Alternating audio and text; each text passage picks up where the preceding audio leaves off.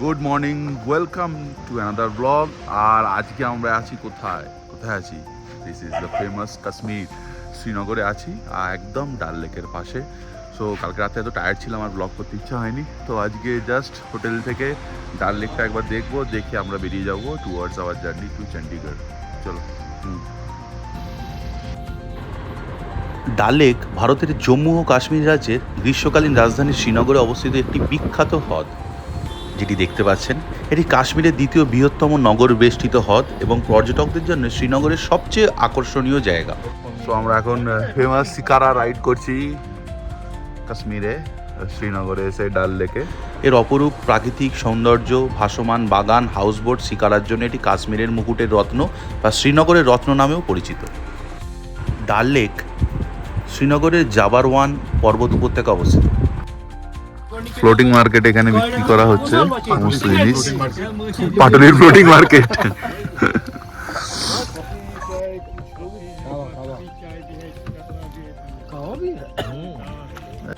আমাদের কাওয়া তৈরি হচ্ছে ফ্লোটিং। ডাল লেকের হাউসবোটগুলো এক অনন্য থাকার ব্যবস্থা প্রদান করে। এগুলি প্রায় 500 বছরের পুরনো এবং ব্রিটিশ আমলের স্থাপত্য শৈলীতে নির্মিত। ভোরবেলায় হ্রদের ওপর একটি ভাসমান সবজি ও ফুলের বাজার বসে, যেখানে স্থানীয় কৃষকেরা তাদের পণ্য বিক্রি করেন। এটি পর্যটকদের কাছে খুবই আকর্ষণীয়। হ্রদের তীরে শালিমার বাগ এবং নিশীথ বাগের মতো মুঘল আমলের বিখ্যাত বাগানগুলি রয়েছে, যেখান থেকে হ্রদের মনোরম দৃশ্য উপভোগ করা যায়। So very good morning. Are from Srinagar থেকে আমরা বেরিয়ে পড়েছি। আমাদের ডেস্টিনেশন হচ্ছে আজকে Ambala. So today's journey will be 580 kilometers and it will take around 12 hours and 2 minutes. এর থেকে বেশিই লাগবে। তো ইন্ডিয়ানাতে পেট্রোল পাম্প আছে, আগে রিফিল করিয়ে নিই, তারপর জার্নি আমরা কন্টিনিউ করব।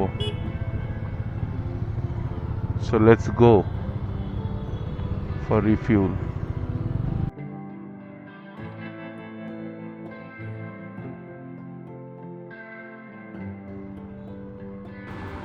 আজকে জার্নিতে আমরা ক্রস করব পাম্পোর, অনন্তিপোরা, অনন্তনাগ, তারপর বানিহাল টানেল, রামবান, পাতনিটপ, উধমপুর, কাটুয়া, পাঠানকোট।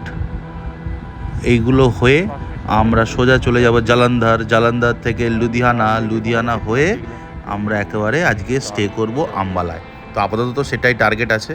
এবার দেখা যাক কতটা পৌঁছতে পারি। চলুন একটু এগিয়ে আপডেট দিচ্ছি।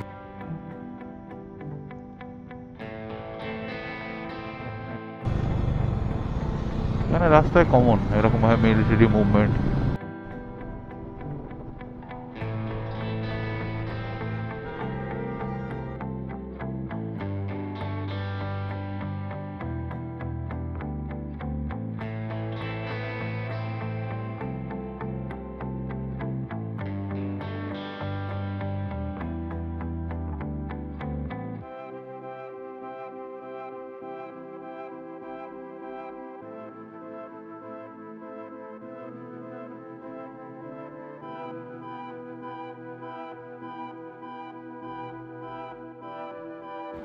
সো ফাইনালি আমরা উঠে পড়লাম শ্রীনগর কন্যাকুমারী হাইওয়ে।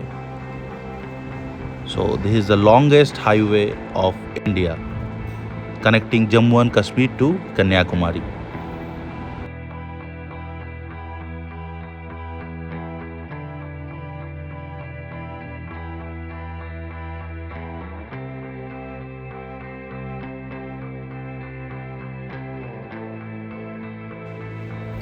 তবে জীবনে এই প্রথম কাশ্মীরে আসা। প্রপার কাশ্মীরের আরও অনেক স্পট আছে যেগুলো আমরা হয়তো এইবারে কভার করতে পারলাম না, যেহেতু আমরা প্রাইমারিলি লাদাখ রিজিয়নটাকে টার্গেট করেছিলাম। এটা একটা বাই প্রোডাক্ট বলতে পারেন, বা আমাদের যাতায়াতের পথে বলে কিছুটা জায়গা আমরা এক্সপ্লোর করলাম। অবশ্যই ফিরে আসবো। বাট পুলওয়ামা অ্যাটাকের পর কাশ্মীরের যে সেফটি অ্যান্ড সিকিউরিটি, সেটা আমার ভিডিওতে আপনারা দেখলেই বুঝতে পারবেন যে চারিদিকে আপনাকে সেনা, সিআরপিএফ, তারা সব সময় মানে কি বলবো অ্যালার্ট মোডে আছেন। তো এখনও কিছুটা সময় লাগবে আর একটু ট্যুরিজম ফ্রেন্ডলি হওয়ার জন্য, অন্তত হাইওয়ে তো যেটা দেখে আমাদের মনে হচ্ছে, যেখানে সার্চ হচ্ছে বা এতই আর্মি মুভমেন্ট, আপনার ঠিক ফ্রি নেচারটা অন্তত আমার মনে হয়নি। অনেক ট্যুরিস্ট আমার সঙ্গে একমত রাখতে পারেন, অনেকে দ্বিমত রাখতে পারেন, বাট আমার ঠিক মনে হয়নি যে এখনও সেরকম ফ্রিলি ব্যাপারটা আছে। অবভিয়াসলি সেন্ট্রাল গভর্নমেন্টের কিছু যুগান্তকারী সিদ্ধান্তের কারণে কাশ্মীর অনেক বেশি ট্যুরিস্ট ফ্রেন্ডলি হয়ে উঠেছে, বাট তাও এখনও কিছু টাইম দিতে হবে আমার মনে হয় এই জায়গাগুলোকে আরেকটু ট্যুরিজমকে এনকারেজ করার জন্য।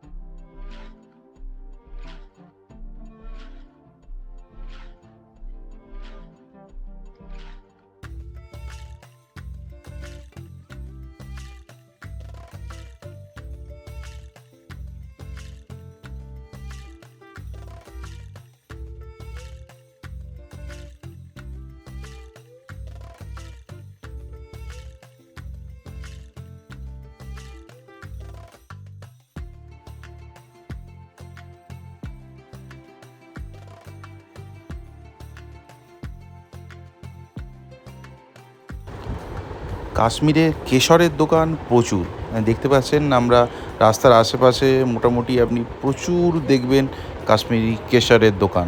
শুধু কেশর পাওয়া যায়, প্রচুর ড্রাই ফ্রুটস পাওয়া যায়, আর সিনিক বিউটি তো অসাধারণ, আর রাস্তাগুলো খুব সুন্দর। এখান থেকে প্রায় রোডটা স্ট্রেট চলে যাচ্ছে আপনার জম্মু, প্রায় 250 কিলোমিটার্স, আর এখান থেকে অনন্তনাগ আর প্রায় 20-30 কিলোমিটার হবে। তো বুঝতেই পারছেন দারুণ লাগছে রাইড করতে। বাস্ট আর কিছুদিন থাকতে পারলে আরও ভালো লাগতো। আমাদের জার্নি এর আগের ভিডিওগুলো যদি না দেখে থাকেন আপনারা যান, আমাদের ডিসক্রিপশান বক্সে লিঙ্ক দেওয়া আছে, দেখে নিন, আই বাটনে দেখে নিন, প্লে লিস্টে চেক করুন, ভালো লাগবে লাদাখের ভিডিও। আর এরকম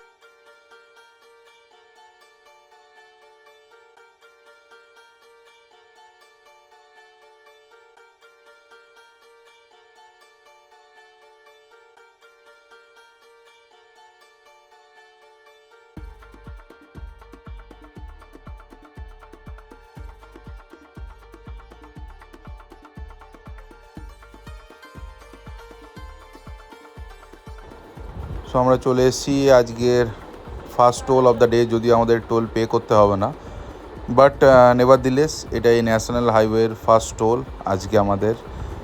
আর এখান থেকে বেরিয়ে আমরা চেনানি নাসরি টানেল ধরবো। চেনানি নাসরি টানেলটা প্রায় এর আগে অটল টানেল হওয়ার আগে লংগেস্ট টানেল ইন ইন্ডিয়া ছিল, তো অটল টানেল সেটাকে অতিক্রম করেছে, বাট স্টিল এটা একটি বিশাল বড় টানেল।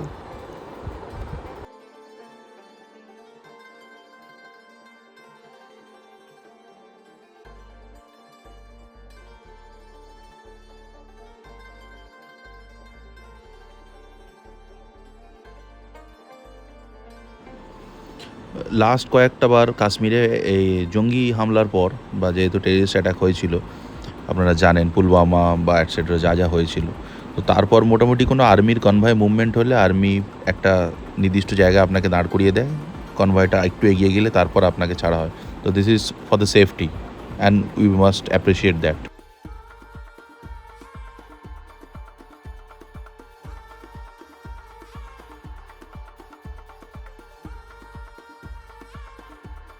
আমরা এখন চেনানি নার্সারি টানেলের দিকে যাচ্ছি, আর এই রোডটা সিঙ্গেল রোড হওয়ার কারণে খুবই ডিফিকাল্ট, বুঝতেই পারছেন। আর দিনের বেলা তো প্রচুর গাড়ি আছে, সেই টাইমটা অনেকটা চলে যাচ্ছে।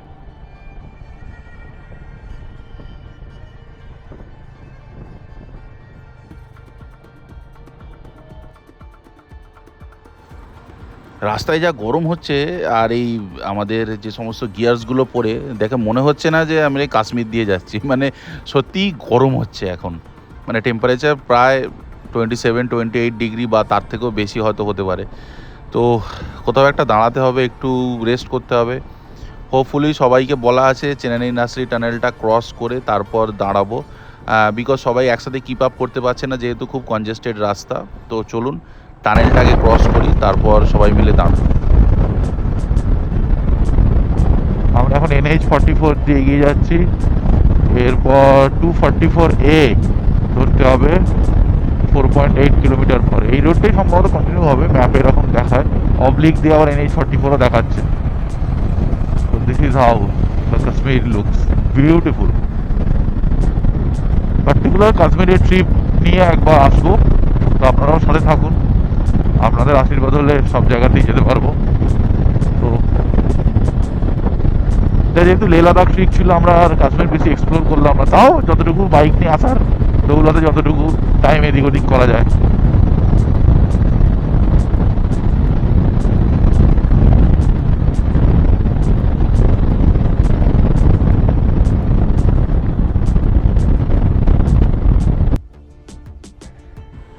সো মোটামুটি আমাদের লাদাখ ট্রিপ তো শেষই হয়ে গেল, তাই কয়েকটা কথা অনেকদিন ধরে বলো ভাবছি। যদি এর আগের ভিডিওগুলি না দেখে থাকেন তাহলে লিঙ্কটা আই বাটনে দেওয়া থাকবে, দেখে নেবেন। আর প্লেলিস্টও আছেই। তো এই কাশ্মীর বা লাদাখ যে রিজিয়নটা, এই রিজিয়নটা তো খুবই টাফ, ভূপ্রাকৃতিক দিক থেকে তো দেখতেই পাচ্ছেন, এবং ক্লাইমেটিক কন্ডিশনের জন্য এটা খুব টাফ। মানে যতটা আপনি আইয়ে আপনার দেখতে পাচ্ছেন যে চোখে যেটা মনে হচ্ছে কঠিন, বা বাস্তবে কিন্তু সেই কঠিন ব্যাপারটা আরেকটু বেশি যখন সেটা আপনার বডির ওপর দিয়ে যাবে।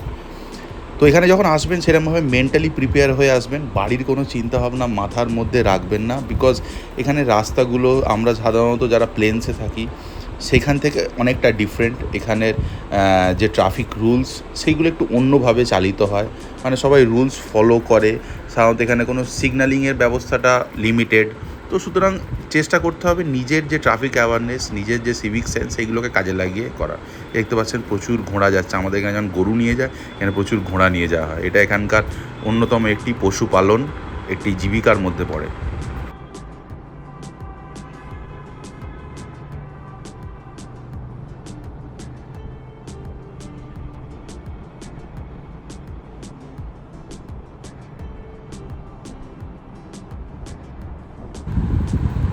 তো মোটামুটি পাহাড়ে যখন ছিলাম তখন পেট্রোল যেরকম মাইলেজ পাচ্ছিলাম, তো প্লেনসে যখন যত নামছি আর যত ট্রাফিক কনজেশন বাড়ছে, তো আর একটু গরম বাড়ছে, তার কারণে গাড়ির যে পারফরমেন্স সেটার মধ্যে কিছু তফাৎ না এলেও ফিউল সার্ভিস বা মাইলেজে কিন্তু অনেকটা ডিফারেন্স বুঝতে পারছি। কারণ গাড়ি আমার নর্মালি 30 থেকে 32 সার্ভিস দেয় 1 লিটার পেট্রোলে, তো পাহাড়ে উঠে সেটা আমি 40-45 অবধি পেয়েছি। তো যত আবার প্লেনসে নামছি সেটা অ্যাভারেজ আউট হয়ে যাচ্ছে, মোটামুটি ওই 30-35 এর কাছাকাছি চলে এসেছে। দেখতেই পাচ্ছেন, ওই টানেলে থাকলেই ভালো হতো। টানেল থেকে বাইরে বেরোতে আবার সেই রোদ আর ধুলো। মোটামুটি আজ থেকে 4-5 বছর পর যদি আসা যায়, এই এত টানেলগুলো সবকটা একসঙ্গে অ্যাক্টিভেট হয়ে গেলে বুঝতে পারছেন, এই টানেল থেকে বেরোলাম ওই টানেলটায় ঢুকে গেলাম। এই টানেলটা হয়নি বলে আবার আমাকে সাইডে NH-টা ধরে যেতে হচ্ছে। সো বুঝতেই পারছেন যে এই টানেলিংগুলো যখন একদম পুরো মানে কী বলবো রেডি হয়ে যাবে, এখন তো আন্ডার কনস্ট্রাকশন আছে, সাইড রোড হয়নি, তো সেই টানেলগুলো যখন পুরো রেডি হয়ে যাবে তখন এই রাস্তার চেহারা একটু অন্যরকম হয়ে যাবে। তো বুঝতেই পারছেন, চলুন একটু এগিয়ে যাই, এগিয়ে গিয়ে চেনানির পর আমরা দাঁড়াবো। তো আই হোপ ভিডিওটি আপনাদের ভালো লাগছে, ভালো লাগে লাইক শেয়ার কমেন্ট এবং সাবস্ক্রাইব করুন, এবং দেখতে থাকুন আমার চ্যানেল রানওয়ে গাইড অভিষেক। আর ভিডিওটি লাস্ট অবধি দেখুন আম্বালা পৌঁছাতে পারলাম কি না, বিকজ আম্বালা কিন্তু এখনও অনেক দূর বাকি, আর সময় কিন্তু হু করে বেরিয়ে যাচ্ছে। আর অবশ্যই কমেন্টে জানাবেন এই ব্লগগুলো কীরকম লাগলো, আপনারা কোন কোন জায়গার ব্লগ দেখতে চান, তবে তো আমি এনকারেজ হব। আর আপনাদের সাপোর্ট পেলে তবেই তো এগিয়ে যেতে ভালো লাগবে। তো চলুন।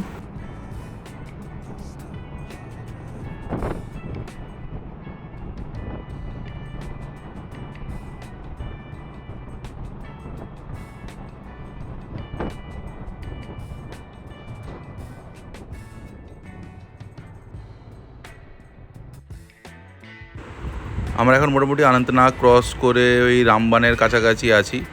তো রামবান এই জায়গাটায় একটি প্রচুর কনজেশন হয়, তো এটা আগে থেকেই এক্সপেক্টেড ছিল।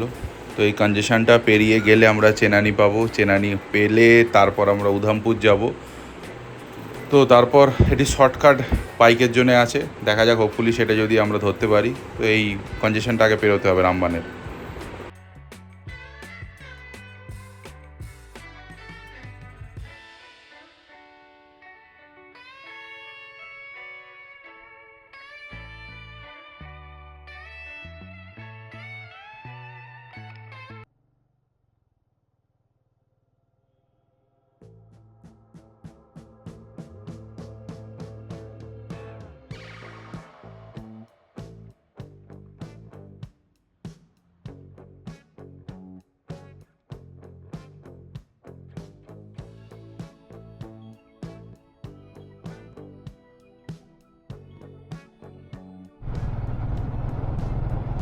তবে একটা কথা বলতে কি, এই ট্রিপটা শেষ হয়ে আসছে, মনটা মোটেও ভালো লাগছে না, বাট বাড়ি ফেরার একটি আনন্দ তো আছেই। বাট এই যে রাস্তার মধ্যে দিয়ে ক্রুজ করা, এই যে অ্যাডভেঞ্চার, এটাকে সত্যিই খুব মিস করব। তো এই যে অ্যাডভেঞ্চারের পোকাটা আপনাদেরকে যদি একবার কামড়ে নেয়, তাহলে মোটামুটি বাঁচার আর উপায় নেই, বেরিয়ে আপনাকে পড়তেই হবে। তো যারা যারা বন্ধুরা এরকম বাইক নিয়ে রাইড করতে চান, তারা আমার সাথে যোগাযোগ করতে পারেন, আমরা সবাই মিলে একটা প্ল্যান করব।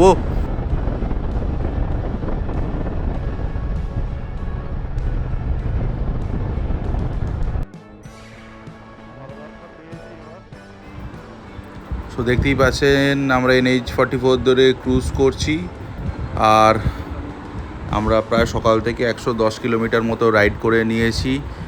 আর সামনেই জাস্ট চেনানি এসে যাবে, চেনানি নার্সারি টানেল পার করব, পার করে আমরা একটু ব্রেক নেব, সবার সঙ্গে রিগ্রুপিং করতে হবে, বিকজ আমরা বুঝতে পারছি না আমরা অনেকটা আগে এগিয়ে এসেছি না আমরা পিছিয়ে পড়েছি। তো সবাই একসাথে রিগ্রুপ হওয়ার পর, বিকজ আমাদের উধামপুর থেকে রাস্তাটা একটু ম্যাপে দেখাচ্ছে যে বাঁ দিক দিয়ে বেরিয়ে যেতে হবে, তো রিগ্রুপিং করে নেওয়াটা খুবই দরকার।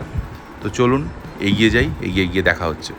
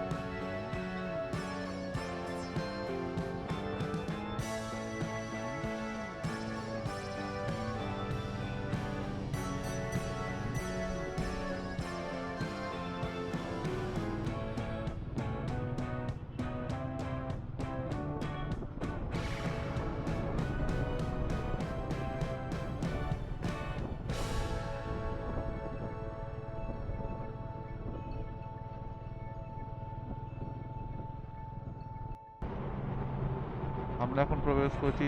সো আমরা এখন চেনানি নার্সারি টানেলটা, যেটা 9 কিলোমিটারের লং, সেটা পেরিয়ে একটা উধামপুরের একটা ধাবায় দাঁড়িয়েছি, একটু স্ন্যাক্স খেলাম, এবার বেরিয়ে যাবো, বেশিক্ষণ টাইম দেওয়া যাবে না। তো অনেকক্ষণ পিছিয়ে আছি আমরা শিডিউল থেকে।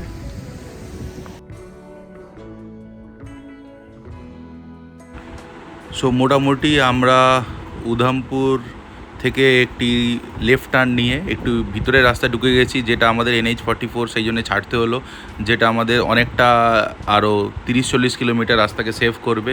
বাট আনফর্চুনেটলি একটা গন্ডগোল হয়ে গেছে, যে বাকিরা কিন্তু এই লেফট টার্নটা মিস করে গেছে, দে হ্যাভ অ্যাহেড, মানে ওয়েন্ট অ্যাহেড, তারা এগিয়ে চলে গেছে। তো তার ফলে একটি সমস্যা তো হচ্ছে তার সঙ্গে রিগ্রুপ করতে গেলে, কারণ তারা আমাদের থেকে আরও 30-40 কিলোমিটার পিছিয়ে পড়বে, বিকজ এই রাস্তাটা একটা শর্টকাটের মতো। জানি রাস্তাটা কত ভালো হবে কি খারাপ হবে সেটা সময় গেলে বোঝা যাবে। আরেকটা আপডেট দিয়ে দিই, দীপদা এখনও বেরিয়ে আমাদের পিছনেই আছে, বাট দীপদা যেরমভাবে গাড়ি ড্রাইভ করে, ভেরি ওয়েল ইকুইপড এবং খুব সুন্দর গাড়ি চালায়। তো দীপদা হোপফুলি আমাদেরকে ধরে নেবে। আর 400 সিসি ডমিনার, বুঝতে পারছেন তো, আর এই রোডে দারুণ NH44-এ মোটামুটি দীপদা আমাদেরকে কভার করে নেবে, কারণ দীপদাও বললো যে এই লেফট টার্ন দেখাচ্ছে, দীপদাও এই রাস্তাটাতেই ঢুকবে। তো দীপদার সঙ্গে আমাদের পাঠানকোটে দেখা হওয়ার কথা হয়েছে, বাকিদেরকেও বলে দিয়েছি পাঠানকোটে এই রাস্তাটায় গিয়ে মিট করবে, তো তারা যেন পাঠানকোটে আমাদের জন্য ওয়েট করে, বা আমরা আগে গেলে আমরা ওয়েট করব।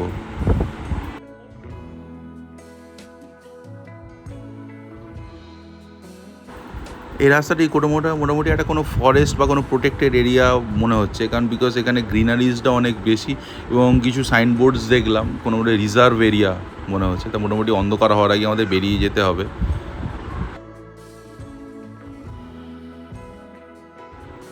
সো রাত হয়ে গেছে, আর বেশিক্ষণ ওয়েট করতে পারলাম না, তো দীপদারাও চলে এসছে এবং অর্ণব, আমি, দীপদা এরা এগিয়ে চলেছি আম্বালার দিকে। বাকিরা অনেকটা পিছনে আছে, তারা জানি না কতটা কভার করতে পারবে, তারা ট্রাফিক পেয়েছে, তারা যদি আসতে না পারে তারা একটু পিছনে স্টে করবে। তো আমরা আম্বালায় একটি হোটেল মোটামুটি স্টক আউট করেছি, তো চলুন সেখানে যাওয়া যাক। আর তার আগে একটা জায়গায় দাঁড়িয়ে একটু রাতের ডিনারটা করে নিতে হবে। ডিনারটা করে নিয়ে আজকে আম্বালায় চলে যাবো। জানি না আর কতটা রেকর্ডিং করতে পারবো, সারাদিন গাড়ি চালিয়ে, সো আজকে ভেরি টায়ার্ড। তো আপনারা দেখতে থাকুন, চলুন কোথায় গিয়ে আমরা একটু ডিনারটা করে নিই। অন্য 6টা রুটি খাওয়ার পরেই 8 নম্বর খাচ্ছে, 7 নম্বর 8 নম্বর। হ্যাঁ বাবু কি করছে?